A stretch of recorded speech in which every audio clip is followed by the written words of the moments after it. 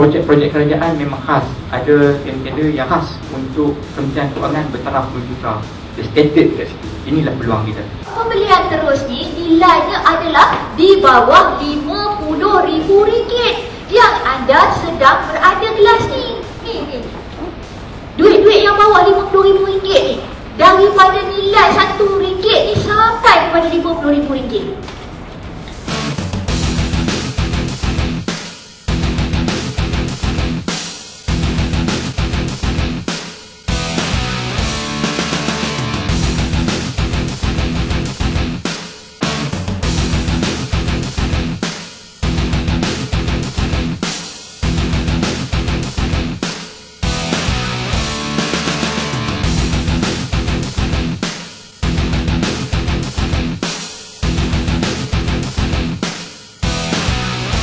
Sebelum ini saya tercari-cari di mana saya boleh pasarkan produk atau servis saya.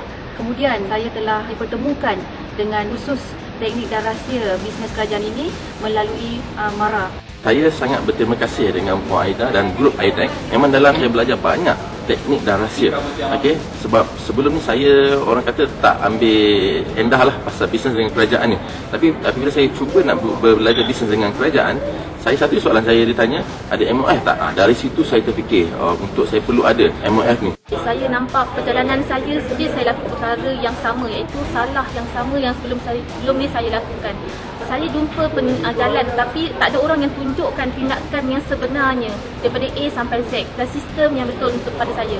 Saya ada satu tanggapan skeptikal ke kerajaan, especially dalam pembahagian kerja-kerja tender e-bidding melibatkan kerajaan lah. Tapi sebenarnya saya tersilap. Berbagai pandangan negatif lah yang saya baca, yang saya dengar, seperti susah dapat payment daripada kerajaan, lambat, susah dapat tender dan sebagainya.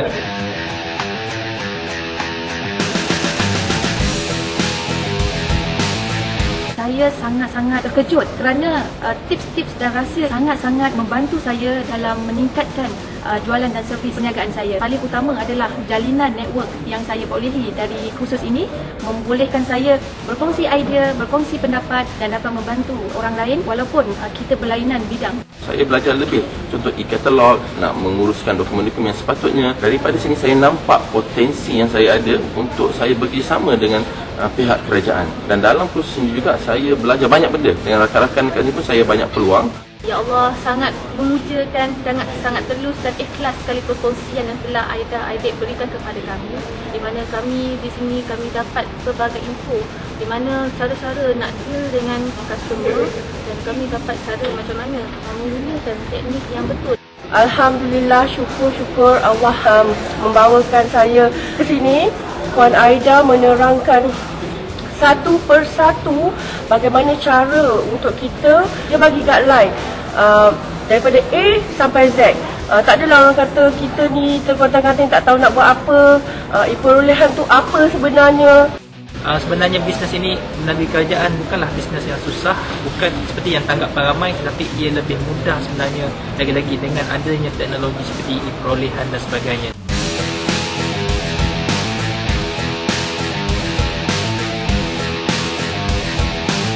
Kesempatan ini saya ingin mengucapkan jutaan terima kasih kepada pihak MARA Melaka kerana menganjurkan kursus ini, memberikan sokongan dan peluang kepada ramai para usahawan yang menyertai kursus ini, dan juga tidak lupa kepada pihak IDEC kerana mendalikan kursus ini dengan begitu sempurna, begitu memberikan banyak manfaat, dan akhir sekali juga kepada tetamu program ini CGC untuk taklimat yang diberikan, peluang-peluang yang disediakan untuk usahawan.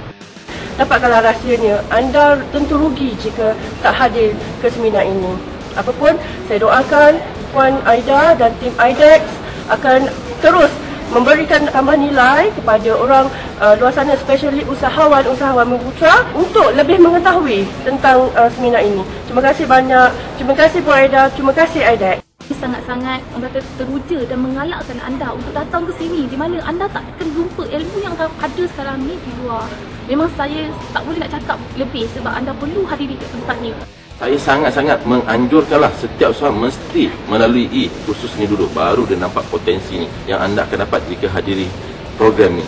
Seikhlas hati menyaran semua usahawan di luar sana, terutamanya usahawan Muslim, datanglah dan joinlah kursus ini kerana anda tidak akan dapat rahsia dan tips bisnes belajar ini di mana-mana kursus yang anda sertai.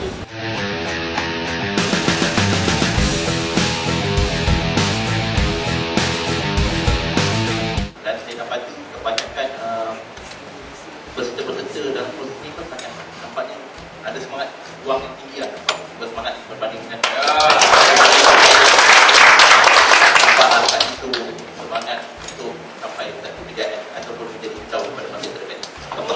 Saya doakan.